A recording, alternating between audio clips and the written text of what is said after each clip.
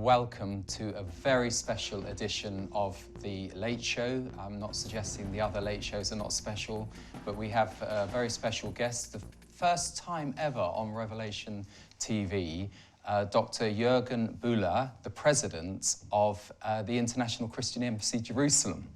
Tim, it's so great to be with you. Yeah, thank you. Thank you so much, Juergen. And you have been president for how many years, or involved with the ICJ for Well, involved with the ICJ since 1999, but president of the ICJ in the last 7 years. Yeah, and I remember many years ago seeing you make a presentation to the European Parliament on, I think it was on anti-Semitism and the rise of anti-Semitism in Europe. Yeah, we did a number of issues at that time. The main cause, I believe also the most successful cause, was when we challenged the funding principles of the European Union towards the Palestinian Authority, where a lot, millions or hundreds of millions of monies ended up to be used or misused by terrorist organizations.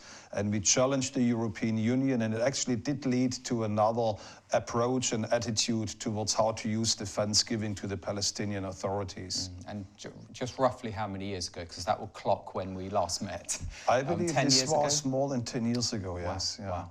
And I do remember your presentation and how basically it was knocking on for $1 billion had gone missing, and only 250 million approximately could be accounted for. So you had the IMF, the European Union, and who not else who had given money, but they all claimed the 250 million that could be accounted for. Exactly, and also, you know, what is very sad is that the practices of the European Union at that time were absolutely disastrous. They had no track record of the money, where it was going. If they would apply the same measures to any non-profit organization in Europe, we all would be in jail today if we would do the same thing with the money.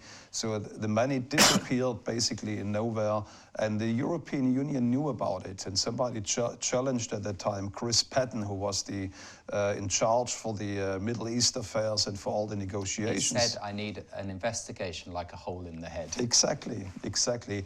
He literally said, Yasser Arafat has better things to do than to account for our funds.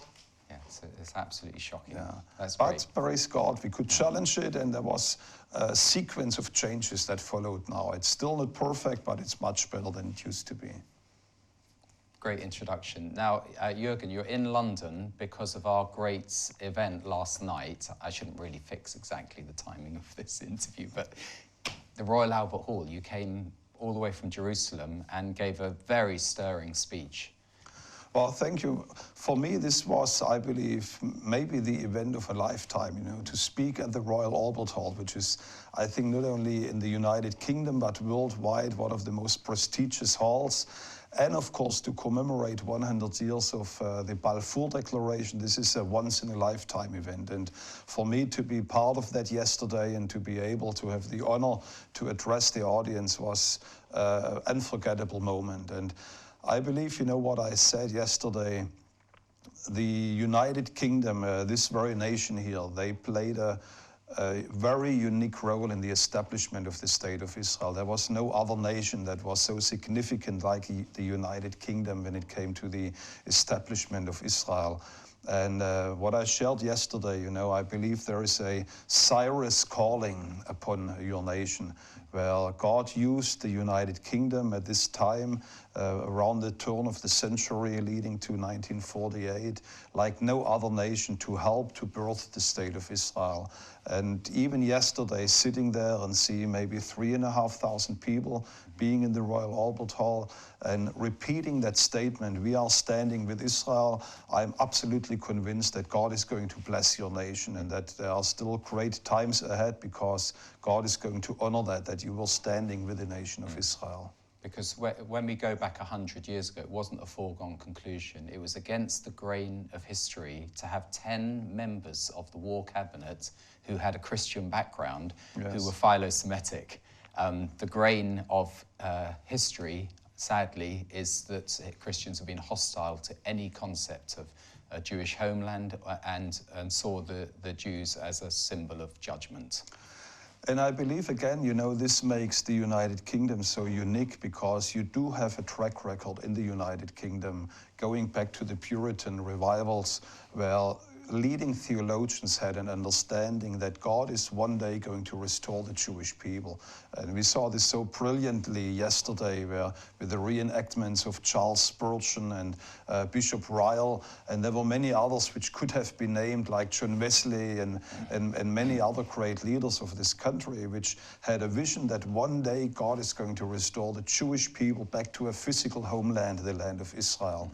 And this theological DNA, I believe, was very unique to the United Kingdom. We had it to some degree in Germany, but not to the broad extent that you had it here in this country. Yeah, I saw one of Hugh Kitson's reenactments where a descendant of Kaiser Wilhelm was lamenting the fact that Theodor Herzl was not given an audience and a hearing, and speculating what may have happened had there been a welcoming of the concept of a Jewish state by the German Kaiser. Yeah, absolutely, because up to that time, more or less, this was like a watershed in German history. Up to that time, also in Germany, the revival of the Pietist movement and people like Count Zinzendorf and many other great evangelical leaders of the 18th and 19th century, they had a vision about God's eternal purposes with the Jewish people. But they never really made it to the mainstream of the government of Germany, like you had the case in the United Kingdom. Like yesterday we saw out of the 11 people in the war cabinet, 10 people voted yes for the Balfour Declaration because of their biblical belief of the restoration of Israel. So this was quite unique in your country. And so important to be reminded of the history, because as I said to a group just before the event, it's off the beaten track. People don't consider the influence of Bible-believing Christians, because in today's world, it's almost been airbrushed out. The Christian heritage of Europe, as you know, because we were at that event in the European Parliament, where they basically were not interested in bringing the Christian history of Europe into the Constitution of Europe. And the same has happened here in the UK. People would be surprised to think that Christians had any influence in 100 years ago. There is another great anniversary that we are celebrating these days, 500 years of Reformation. And if you look at Reformation history, the first 300-400 years after the Reformation, the church, the evangelical church, had always a very significant impact into politics. If you look to Geneva of John Calvin, the reading of the Bible and the understanding of biblical truth, which was for the first time available to human mankind when they received a translation of the Bible in their own home language, it led to a whole sequence of political decisions. Like in Geneva, for example, John Calvin approached the king of the area. He says, it's insane that our banking system, they were asking at that time 60-70% interest rates for loan. He says, this is usury, this is ungodly, we need to change it.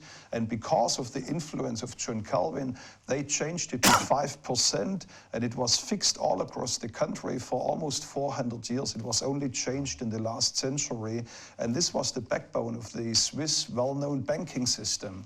So in a way, the biblical truth and the impact of Christians in a society was always very strong, and like you said, unfortunately we lost that. And I believe, events like yesterday, they should remind us on our legacy and also on our calling and responsibility towards our governments and nations. Now, to have you speaking at the Albert Hall was a great honour and a privilege for us also, and I think very fitting that the President of the International Christian Embassy, considering this amazing modern history of the embassy, that you should be with us. But a lot of people maybe don't know what the antecedent of the Christian embassy is, and how it came into being. So could you give a little potted history? Yeah, it was another divine intervention of God in the modern history of Israel, you can say.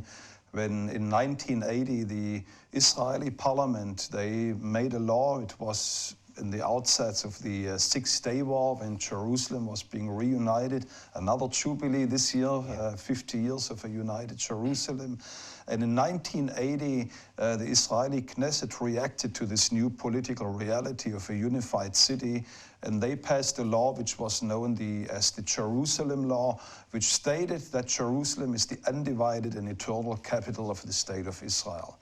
Now, this law didn't find much attention in the early days in the Western world, but immediately afterwards there was an emergency meeting of the Arab League. They came together and they threatened the whole world. They said every nation that would recognize Jerusalem as being the capital of the state of Israel, by placing their embassy there or by keeping their embassy in Jerusalem, they would boycott them. We will close the oil supply. And this was a very real threat in 1980, because you just had 1973, the oil crisis because of Yom Kippur War. So it didn't take long until a few days after, all the existing embassies that already were there were 14 embassies in Jerusalem, they closed their doors, they left to Jerusalem, and in summer 1980 there was no embassy left in Jerusalem. And I believe it was the provision of God that at the very same year in 1980, for the first time, Christians came together to do something very unpolitical. They came to celebrate the Feast of Tabernacles. And this was the very first time when 1,000 Christians from 20 countries came together to celebrate a Jewish feast in Jerusalem. And they had a wonderful time of worship and dancing and listening to the Word of God. I believe David Parson. That's what I was going to say. So we have an English connection again. Absolutely. Was Lance Lambert there? Lance Lambert was there. Derek Prince was there. Yes. So this, again, had a very strong British flavor to the Feast of Tabernacles, especially in regard to the teaching.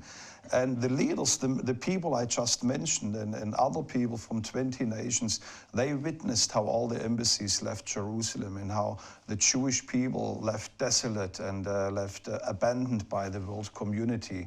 And they said, you know, again, we see nobody is standing with the Jewish people like so often in Jewish history.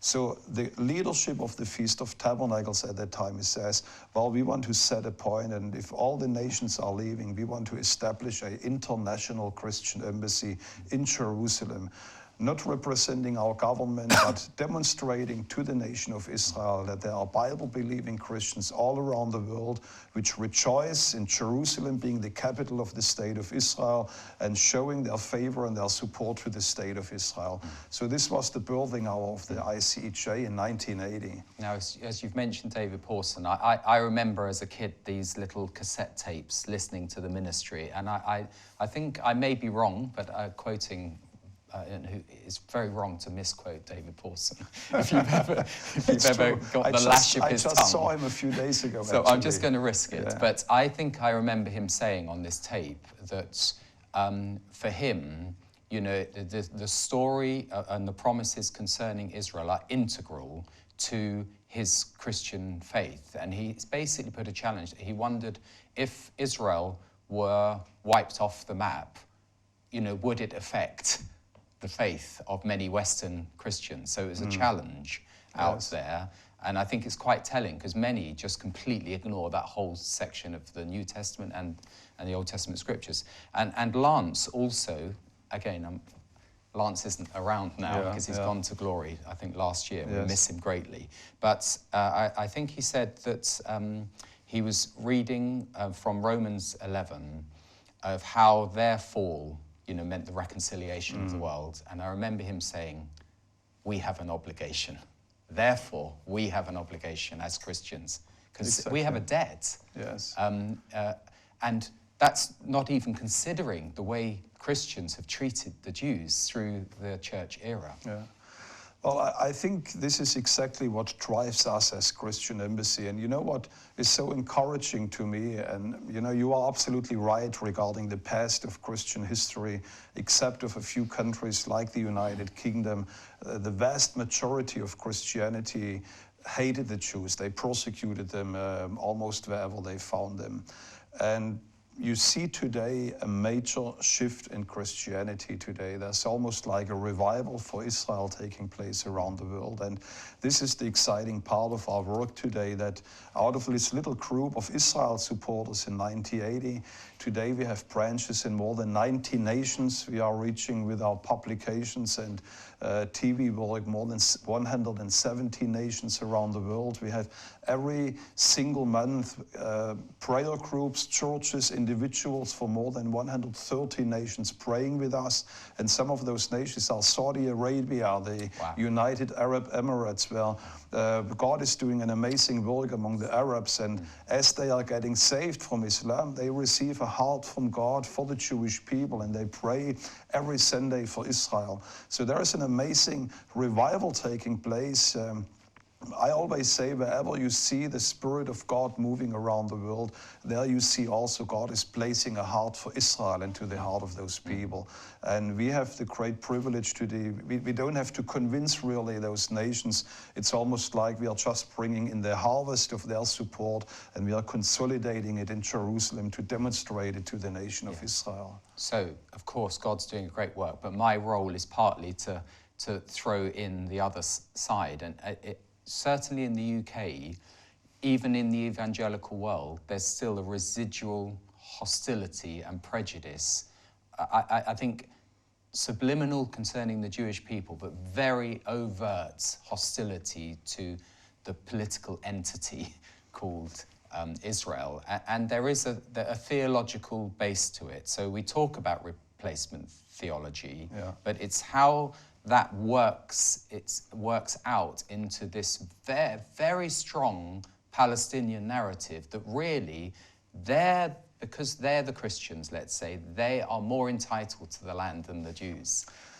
Yeah, but to be honest, I'm not so pessimistic about that, because to be very honest, if you go to evangelical Bible-believing churches around the world, you very rarely, to be honest, maybe once or twice I met a pastor who told me in the face, I don't believe there is a calling anymore for the Jewish people, God is finished. I believe there is more ignorance with the about the Jewish people, and maybe there is some residues of replacement theology in the air, and they don't, out of their helplessness, they use them. You know, one of the challenges today is that most Bible colleges, even of evangelical churches, Israel is not taught there. So if you are a young pastor, you go to a church, literally you have no idea how to theologically explain or express God's covenant faithfulness to the Jewish people, because it's simply not taught. If you go to a book of systematic theology, you name them, whoever you quote, there is nothing about Israel in systematic theology books today. And in some way, you know, you really can't blame them, because we are living in a historic season. You know, for 2,000 years, we are the first generation today which has to get their head around a new theological reality, that God is taking a people, the Jewish people, and is bringing them back according to his promises to their land. 100 years ago, theologians didn't have to think about what is our position about that. 1,000 years ago, this question didn't even exist. Maybe if you were a futurist visionary and had a very unique anointing from God to see the future, you could see it. But most people, they looked at the Jewish people, they saw them in ghettos, they saw them persecuted.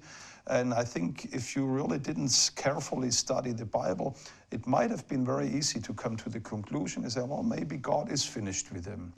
And today we are the very first generation today which you can open the newspaper and see it, like, you know, the theologian Karl Barth said it, you can read it today in the newspaper, God is a covenant-keeping God. Yeah.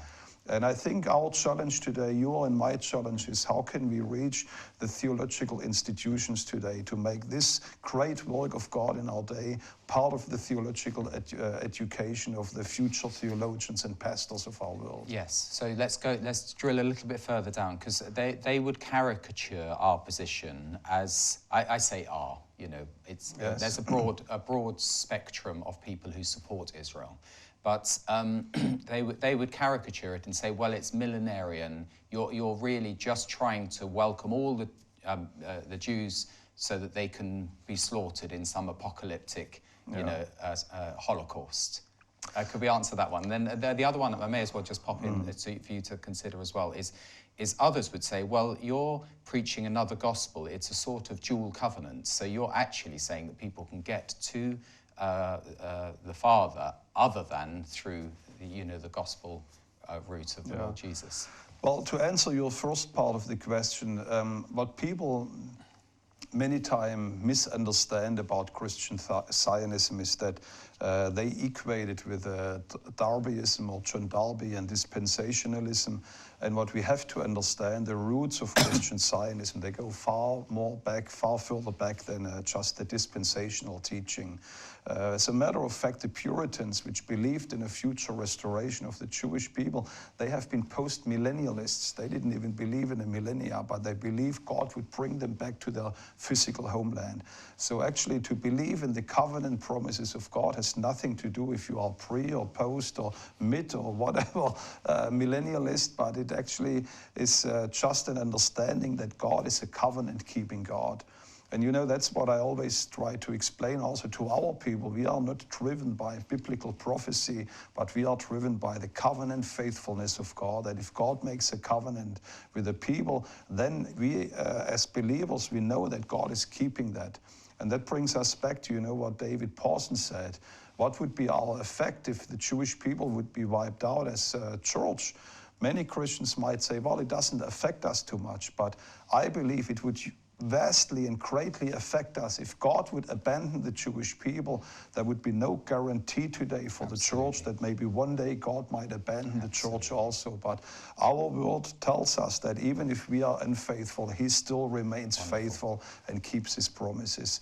So it actually has that's nothing... Romans 3. I love that passage, and I've said it to the Board of Deputies of British Jews 2 weeks ago, that it says, what if some did not have faith? Will their lack of faith nullify God's faithfulness? Yes. Not at all. Exactly. Let God be true and every man a liar. Yes, and what was the second part again? And the second one was really the dual covenant, because another criticism is that we're actually creating another gospel for the Jewish people, which denies the Christian gospel. Yeah, I believe the challenge here is to understand properly the calling that God placed upon the Jewish people. And if you go to the book of Romans chapter 3, I believe Paul describes this in an amazing way. In Romans chapter 3, he starts asking the question in verse 1. He says, so what is the benefit of the Jewish people? And, like we all know, a lot of pastors today, they would say, well, there is no big benefit because we have now Jesus. And Paul also in chapter 2, just the previous chapters, he says, well, he is a Jew who is circumcised by heart, so it's Jew and Gentile. If you believe in the Lord, you are on the same footing. So you might say, when Paul asked this question, so what is the benefit of a Jew? You could say, well, Paul, you just said it, the previous chapter, no benefit at all, we are all saved by grace. Exactly. And what he answers, he says, much in every way. He says there's a unique calling upon the Jewish people that is a benefit because he says, for example, to them were given the word of God or the oracles of God. And I think what Paul understood, that there is a national calling on the Jewish people that is different to any other nation. And the mystery, how Paul describes it, and the contradiction of the whole calling of Israel was, in their unbelief, they actually has become the greatest blessing for the whole world. If you look at the writing of the Bible, if the Jewish people, when they received the Torah on Mount Sinai, if they would have said, yes, praise the Lord, wonderful word of God, from today on we will be faithfully following all the commandments of God, we wouldn't have a Bible. Because the whole Bible actually is a story of a nation that constantly struggles to follow the commandments of God. And what they are doing by that, they place a mirror to humanity and say, well, that's you. These are God's standards. And here you see it's impossible to follow the standards of God. And by telling us this story, we actually understand we shouldn't even try to go down the same way because it's impossible to please God. And that's how we can understand the gospel. And that's what Paul says in Romans 11. He says, in their fall, they actually have become a blessing to the whole world. And the climax always, of course, of that story was in the way how they received their Messiah, which they crucified. And, many people, they say, well, the Jewish people, they are Christ killers. But to be very honest, if the Jewish people, when Jesus came, would have said, praise God, he's our Messiah, welcome, Baruch haba, be our Lord, you and I, we wouldn't be sitting here today. Because it needed a nation to reject their Messiah in order to save the whole world, because when he came, John said, behold the Lamb of God, which would die for the sins of this world. So there was a very difficult and complex priestly calling upon the nation of Israel that blessed the whole world. And Paul understood that. He says, you know, even they might be enemies of the gospel, they are still beloved for the sake of their fathers. And then he also had the hope. He says, one day this nation is going to be saved. And the second time, you know, in chapter 3... It says it's a mystery, but it does seem something miraculous that the people who do not see Jesus as the Messiah, it says, God, you know, I won't reject them. My promises, the gifts and the calls can't be reversed, and that one day all Israel will be saved. And as mercy has been shown to the Gentiles, it will be shown to the Jews. Exactly. And you know what is interesting, coming back to chapter 3 of the book of Romans, 9 verses further down in Romans 3 verse 9, Paul is asking exactly the same question again. He says, so then what is the benefit of the Jew? And you might say, well, Paul, you just answered the question in verse 2, much in every way. And then in verse 9 he says, no benefit at all, because we all have sinned and fallen short of the glory of God. So in a way, he has two views to look at the Jewish people. One, there is this national calling of Israel. Whether they are believers or not, they are under a special cloud of protection and calling from God. And he's calling the church to bless them, irrespective of they believe or not believe, and honor them. But then at the end of the day, when a person stands before God, they can't say, you know, my great-great-great-grandfather was Abraham, you have to let me in. We all are standing at the same footing before God, where we say only the finished work of God at the cross brings us into the presence of God. So there's no dual covenant regarding redemption, but there is a unique covenant with Israel in regard of their national calling. Now, as you must have living in the Middle East, I have many Muslim friends, meet them in the Middle East, meet them over here, and they say, well, you know, the Hebrew Bible can't be true because it's dishonoring the prophets. It's dishonoring Abraham, it's dishonoring David, it's showing up all of their flaws. But my answer is, that's the very reason that it is true. Exactly. And what you've just said, it is the essence of the gospel, that in our failing, in our weakness, in our incapacity to save ourselves, the Lord steps in with his gift of salvation. Absolutely. And I think that's what we are going to see also with the nation of Israel. Yeah. So how is it going to pan out? I mean, you're, as it were, right in the eye of a storm. The last few years have been horrific for the many surrounding nations, you know, with the so-called Arab Spring, you know, causing so much horror and a reviving of right across every spectrum of Islam, this sort of virulence. You can only say it's like an outbreak of evil, you know, the bombings, the suicide bombings and everything else. Can you, we can't just look at the scripture that says there will be a highway of peace from Damascus to Cairo.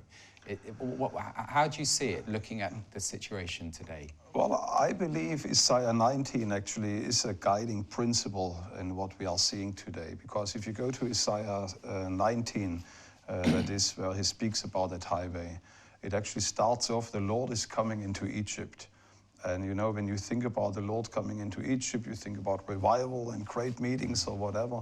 But the picture that is drawn here by Isaiah is a picture of great chaos, of even civil war, and one people and from the nation goes against the other people. And it's almost exactly what is unfolding in the entire Middle East. You know what is interesting, since 2011, when the Arab Spring started, which was, by the way, completely by surprise. None of the secret services, neither the Mossad nor the CIA, could foresee what was taking place over the last 5 years, or did foresee that. It really reshuffled completely all the card deck of the Middle East. What was true 5-6 years ago is not true anymore today on many levels. On a spiritual level, for the first time, this last 10 years has been a time where for the first time the evangelical church in the Middle East is growing like never before. You read all in the news today that Christians are leaving the Middle East. Now, most of them are traditional Christians which are belonging to historical churches, and they indeed seek refuge in nations like the United Kingdom or Europe or the United States. But what is also taking place, what you don't hear so much in our media, that evangelical churches, for the first time in probably almost 1300 years since Islam is in the region, they are literally mushrooming all over the region. Just 3 nations to give you an example. In Algeria, I was approached maybe 4 years, 5 years ago for the first time by a brother from Algeria. And he says, brother, we would like to open a branch of the ICJ in Algeria. Wow. And to be very honest, I was very suspicious. I didn't trust him. And I wanted to feel him out, who he is. Maybe he's just a spy or whatever. And I learned from him that over the last 15 years, a major revival was taking place in Algeria, where a small evangelical community of 1,000 people grew over 13 years to today more than 200,000 people. And he says, every Sunday we are praying for Israel. Wow. If you go to Egypt today, evangelical Christianity has become part of the fabric of Israel, of Egypt.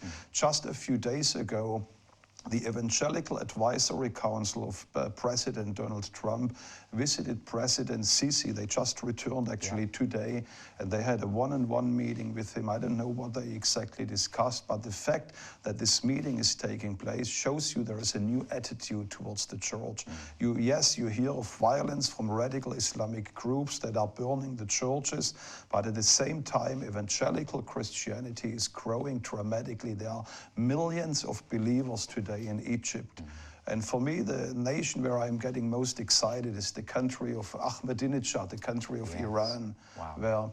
Where, I remember when I was a kid in our prayer meetings in our church, when the Islamic Revolution took place and Ayatollah Khomeini was flying from Paris with his airplane to Tehran, and you saw these hundreds of thousands of black-dressed Muslims on the street. I remember in our churches, they said, this is the end of Christianity in Iran. And what took place since that time, every single decade since then, Christianity multiplied by a factor of 10. That means from the late 70s to the late 80s, early 90s, it grew from a few thousand people to a couple of 10,000 people. Wow. To the turn of the century, it grew to a couple of 100,000 of people. Wonderful. Today, as we are sitting here, there are an estimated 5 to 7 million believers, born-again, spirit-filled believers in Iran today. And many people in Iran, they believe that this growth, if this growth continues for another decade, we actually can become the very first Islamic nation that is becoming back to a Christian nation. So God is moving amazingly today in the Islamic world. Story. That is a wonderful. I think all of us will be absolutely thrilled in our hearts to hear that. Yeah, and it's important not just to look what the news are bringing to us, because they just bring the bad news, so to speak. But God, in the midst of all this chaos, God is moving powerfully. Yeah. Now, as you must have many Arab pastors, friends who are evangelical pastors, and those that I've spoken to are saying that they don't fear Islam as much as secular humanism, and they're losing their young people, as we would here in the West, to, all of the gizmos that are out there, which are sort of indoctrinating this secular world view. Yeah. That is the great danger, isn't it? That basically the sort of self-indulgence, Western consumer worldview that excludes God is a threat to the next generation. I never forget the call of a pastor from Iran to us. I think this was 4 years ago. By the way, I just have to say, it's really uplifting hearing you, because as often when you're in these circles of Christians who are supportive of Israel, everything is apocalyptic, everything is zero-sum. But what you're describing, it must be an absolute thrill for those who've been praying for years for revival and basically for the poor people of these troubled regions to come and find the Lord. Yeah, you know, that's one of the challenges of many of us, even as evangelicals, that we sometimes become too fatalistic about the future. Yeah. And I think we have to come back to be people of hope and to give hope to the people. And you know what Isaiah, the prophet, says in Isaiah chapter 9, where he describes the coming Son of Man and this birth, this man-child that is being born. It says, and it says, and of the increase of his kingdom there is no end. Wonderful. That means the kingdom of God is not an enterprise that is on retreat, but it's an ever-increasing enterprise, and that's what you see today. We never lived in a generation when the Church of Jesus Christ was growing faster and stronger than today. You see God working today powerfully in Israel. You know, if you look today, coming back to the Middle East, if you look today at the relationship of Israel to the Arab world, it's changing and it's unbelievable. If you listen to Prime Minister Netanyahu just a few days ago here in your country, when he was speaking, I believe it was Chatham Club or Chatham Institute, and he says there is an amazing cooperation taking place, which you never would have believed it would exist 6-7 years ago. But today Israel is collaborating with Saudi Arabia, with the Arab Emirates, with Egypt, because they all realize that with ISIS and with the threat of Iran, they need the help of Israel. They cannot survive anymore without the expertise to fight terrorism that Israel has. So under the ground, and the top, they are all against Israel, but under the ground, there are almost daily meetings between Israeli officials and government officials from those nations. And there is one of the great politicians in Israel, Dori Gold.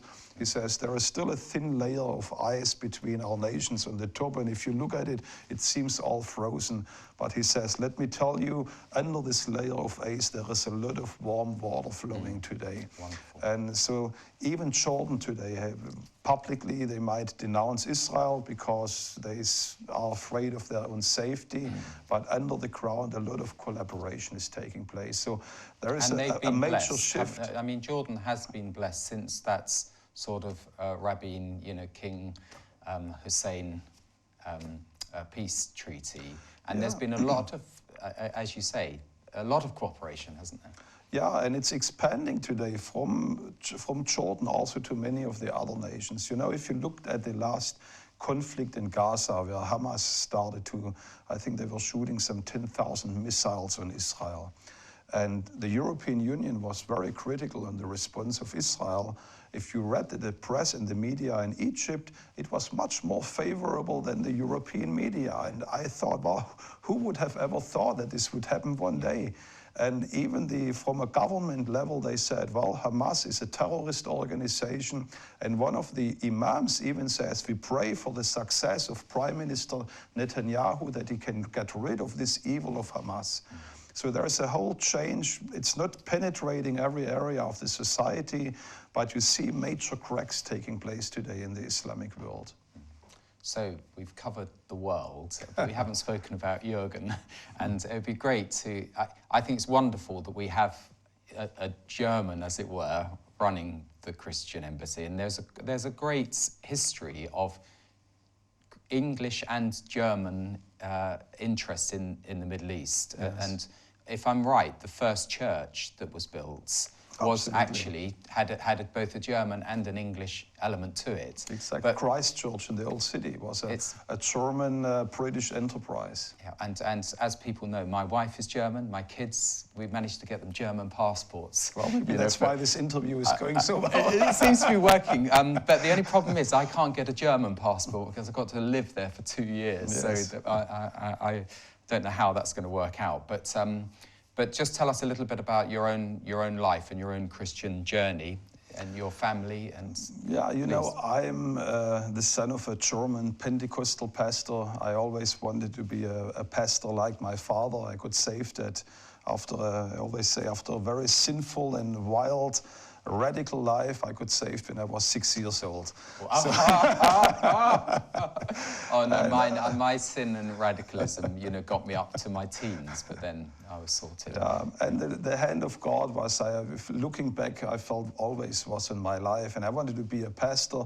And my father gave me a very wise advice. He says, son, if you want to become a pastor like me, don't go straight to Bible college, get an ordinary profession that you know what the people in your church have to go through every Sunday or every week. And he wanted me to go into construction business, which wasn't really my thing, so I studied physics. And it was my physical studies which led me at the end to Israel. So you have something in common with Angela Merkel. She's a physicist herself, yes, that's right. And during the last years of my master's thesis, the Lord very clearly spoke to me in Jerusalem that my future home will be Israel. And the Lord almost in an audible voice spoke to me that I would return to this land and would live there. And coming back from a tour to Israel to my research institute, I was working at Daimler-Benz laboratories at the time. A researcher from Israel came and just out of curiosity I asked him, well, do you think there's a possibility to study in Israel or to do a PhD there? And he was so positive and enthusiastic at the first, but then for the rest of the week he wouldn't talk a word with me anymore. So I thought, okay, his enthusiasm was maybe just to be polite to me and all that. 2 weeks after he left back to Israel, he was sending me a very angry letter. He says, Juergen, I told you there is a place for you. Where are your application forms?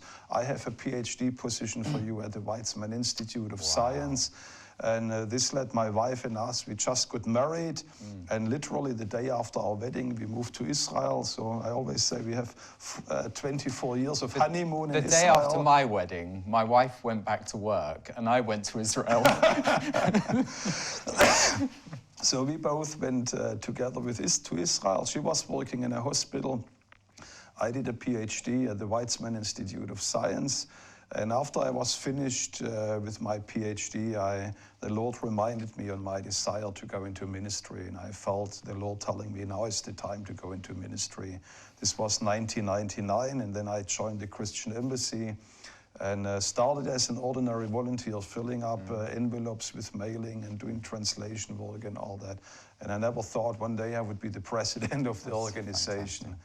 But well, that's our story. We are now 24 years in Israel, and have 4 children, 3 wonderful boys and 1 little princess, and they all are born in Jerusalem. And how does it work in terms of their citizenship? Are they being drafted into the army, or what happens? They are not drafted in because they are not Israelis. We are not Jewish, so there is no obligation for them to do it, but one of our boys actually considers doing it. I says, why do you want to do it? You don't have to do it. He says, well, I like Israel. This is my nation. I would like to defend it. So I says, well, if you feel to do that, please do. You have our fullest blessing with that. And Juergen, a couple of years ago, as we were sort of preparing for the Albert Hall in our Balfour 100 committees, news came through that you were seriously unwell. So we would start our meetings praying for you, and dear David Elms, who basically died and came back to life. Yes. But just tell us it was a couple of years ago, your health challenges.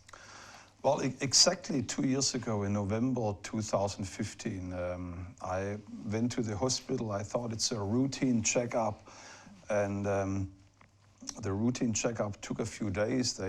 After the initial check, they asked you have to do a CT and an MRI and this and that. And after a few days, they said, well, could you please bring your wife in? We have to talk to you. And I understood this is something very serious. And the diagnosis was that I had advanced stage of kidney cancer, basically growing everywhere in my belly region. And then he said the following literal diagnosis. He says the cancer is growing like a snake out of your kidney in the main vein, and it's going back up to the heart into the main blood vessel, and it's just a few centimeters away from your heart. And he says, there's nobody here in Israel who is able to operate you. You have to find somebody else out of the country. That's unusual, because Israel is expert. Exactly, that was so frustrating for me. If they tell me here in Israel nobody can operate me, I knew that my chances to survive are very little. The doctor actually said the chances to get all the cancers out are almost like zero because it's so complicated growing. And secondly, he says even if they succeed with the operation, it's very unlikely that you survive it because it's affecting the major blood vessels of your body. And of course, we were desperate. If you hear the word cancer, it's like somebody is stabbing a knife in your back. And then using the term snake, isn't that something? Exactly. Well, this was actually the thing that gave both my wife and me hope, because we realized this is not just a medical situation, that's a spiritual situation. And we had faith that, you know, the one who crushed the head of the snake, that he will be victorious also in my life. But we were desperate in the first few days, and as we came home, I remember the first day home, I looked at my kids in the living room and we all were crying, and I thought, well, this could be the last few weeks with my family. And we sent a prayer alert out to our global prayer network, and I never in my life experienced so much the power of prayer. Overnight, literally, it was like somebody turned a switch in our house.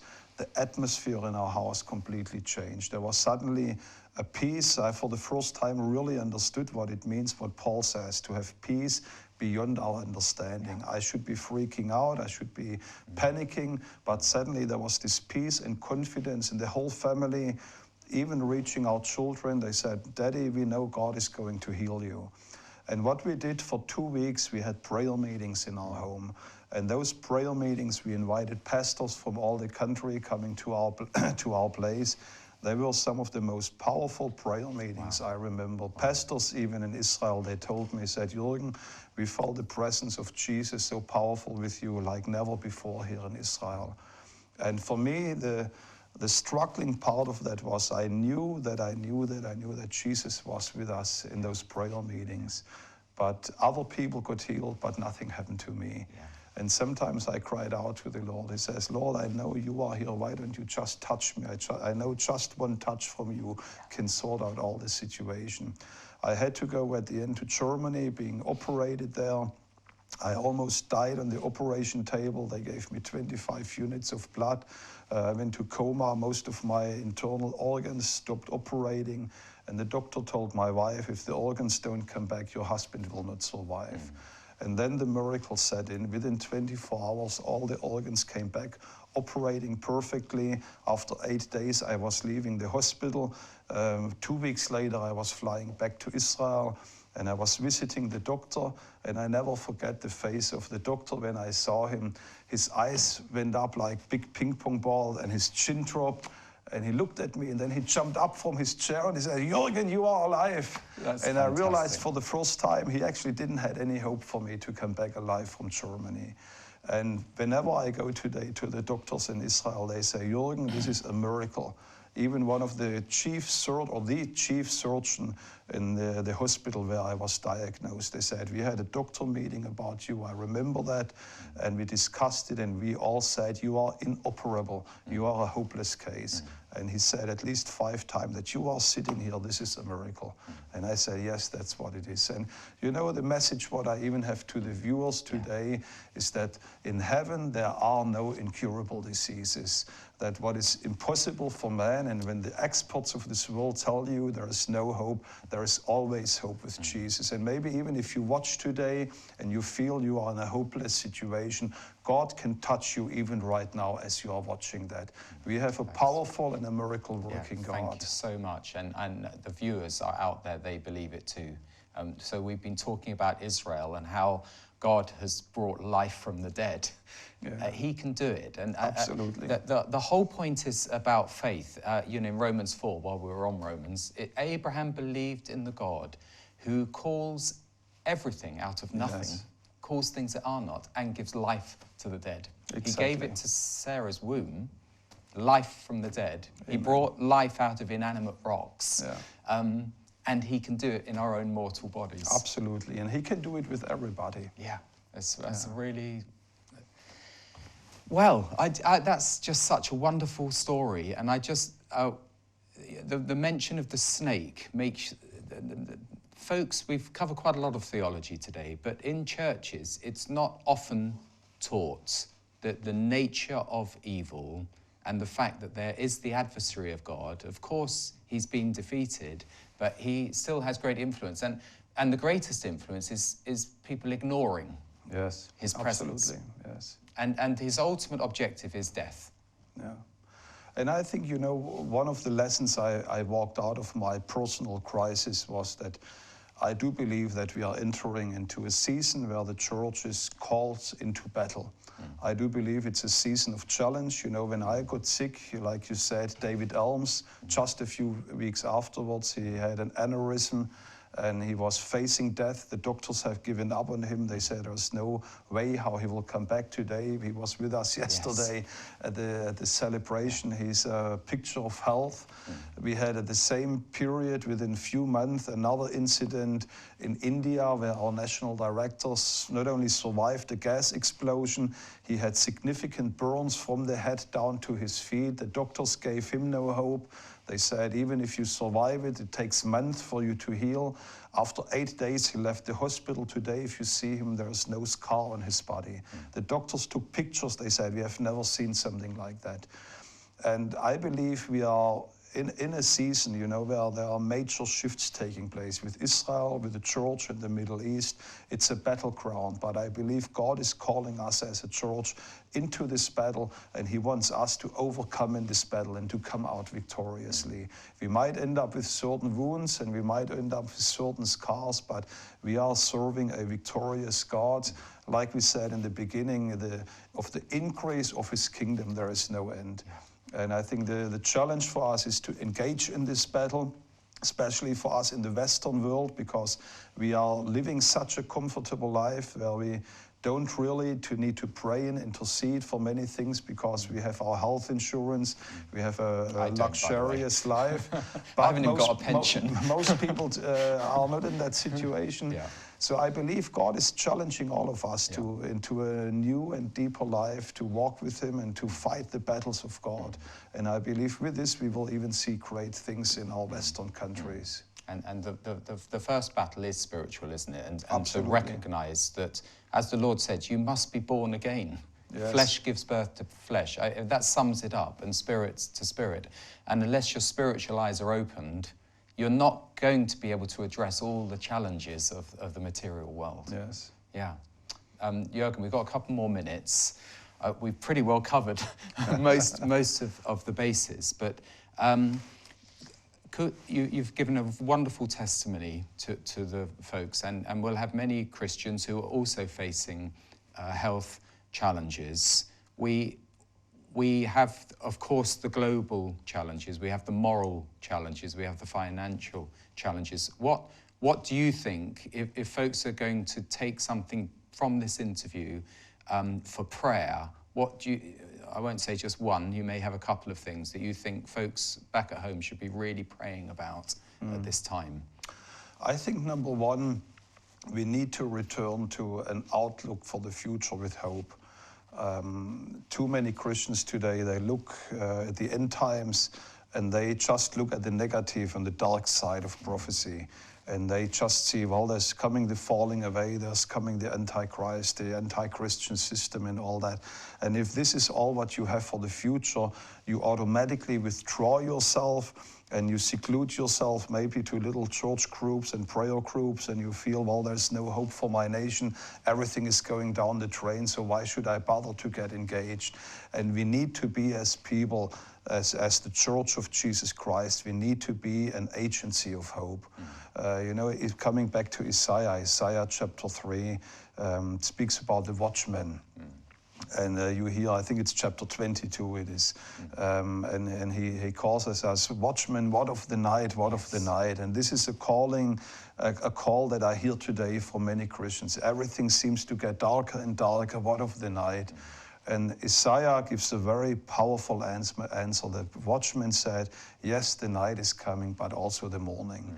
And we need to be, as Christians, always being a morning star agency. We always need to see, no matter how dark the situation is, there is a morning star that is giving us hope for the future, for our generation, for my family, and I think that's the main thing. Fantastic. Mr. President, I should say Mr. Ambassador from the Christian Embassy, God bless you. We look forward to the morning Thanks so star. much for having me today. It was a privilege. Bless you for watching.